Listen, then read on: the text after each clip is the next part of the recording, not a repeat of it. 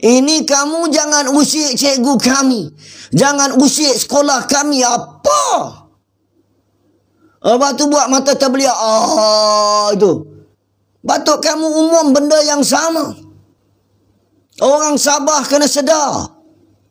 Bagaimana dalam kes Zara Khairina, Kementerian Pendidikan langsung tak tubuhkan jawatan kuasa khas, saudara.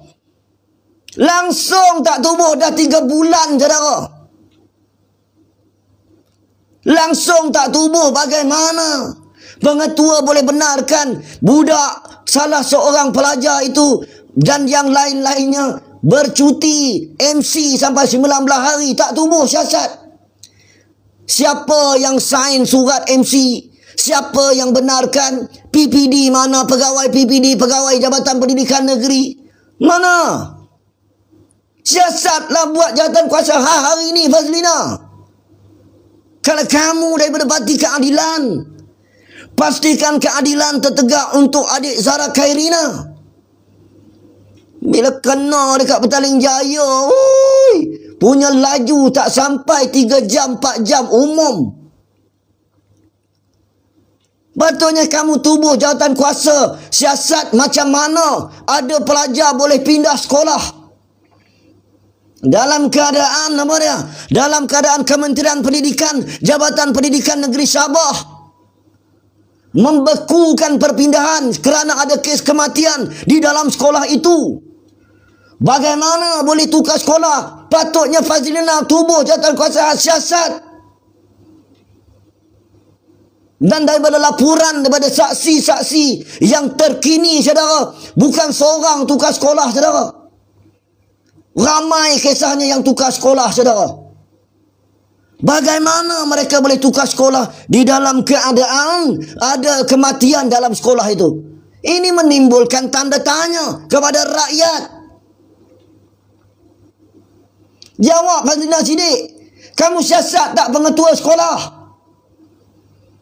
Minta dia bagi maklumat, surat tunjuk sebab. Dan yang paling penting sekali, bagaimana Swiss telefon ditutup dalam masa 48 jam di sekolah itu selepas kematian adik Zara Khairina.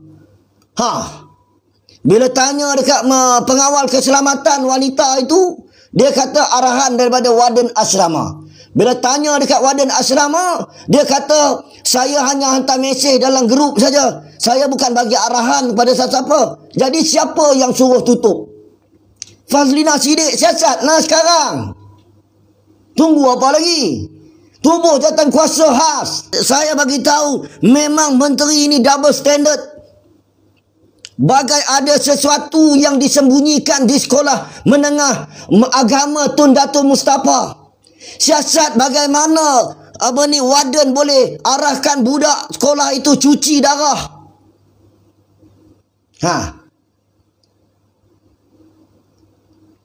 Itu cara dia kalau kamu nak tunjukkan keadilan kepada rakyat. Keadilan ini mesti ditegakkan.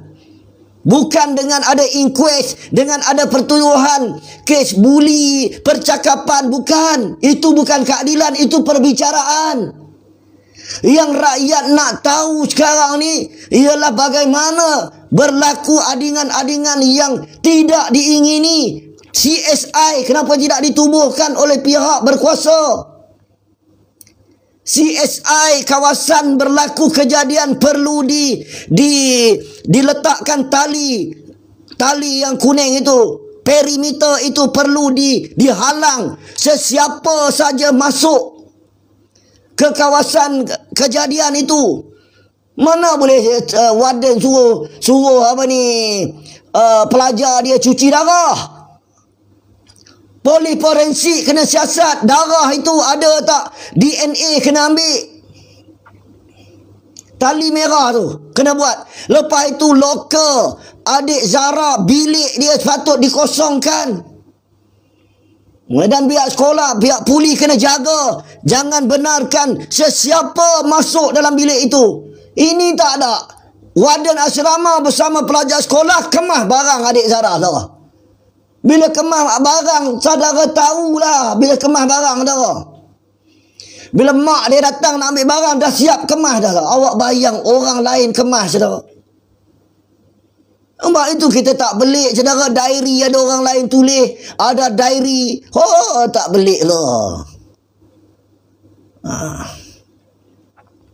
Barang bukti sepatut tak boleh diusik. Mana-mana perbicaraan, mana-mana mahkamah, barang bukti apabila diusik, kes itu tak relevan, saudara. Ni duk cari darah dalam diary. Buat apa? Betul? Darah atas tanah tu, warden duk cebok cari diary atas darah kat diary tu.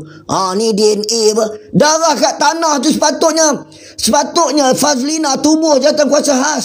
Bagaimana warden itu boleh arahkan pelajar dia cuci darah di atas tanah itu lah. Nampaklah. Kita kena jadi orang yang bijak, saudara. Kita jangan jadi orang yang bodoh, yang menerima kenyataan ini secara membabi buta. Banyak persoalan lagi yang sepatutnya ditanya oleh peguam keluarga adik Zara. Kalau sakit lama, masuk wad. Jadi kenapa budak ni boleh sampai 19 hari? Kenapa tak masuk wad?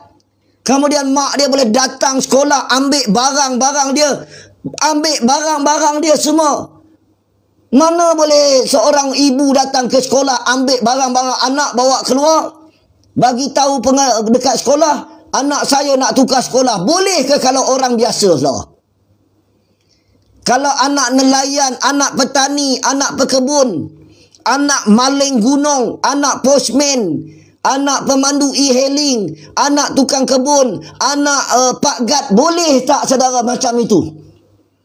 Kalau tidak ada arahan daripada orang yang ada power. Bagaimana boleh mak dia datang sekolah, ambil kuarantin influenza je boleh 10 hari. Betul, itu kalau kena kuarantin. Kalau tak ada kabel, mana boleh tukar sekolah sepantas kilat, saudara. Sebab itu saya bagi tahu Fazlina Siddiq, kamu sebagai Menteri Pendidikan, dalam kes yang melibatkan pelajar ditikam di sekolah menengah di Petaling Jaya ini, kamu begitu cepat menubuhkan jawatan kuasa khas untuk memastikan siasatan kes dijalankan secara menyeluruh, telus dan adil. Kenapa kamu tidak lakukan benda yang sama kepada adik Zara Khairina? Kalau tak ada pelibatan VVIP, bagaimana seorang pelajar sekolah boleh ambil cuti sakit sampai 19 hari?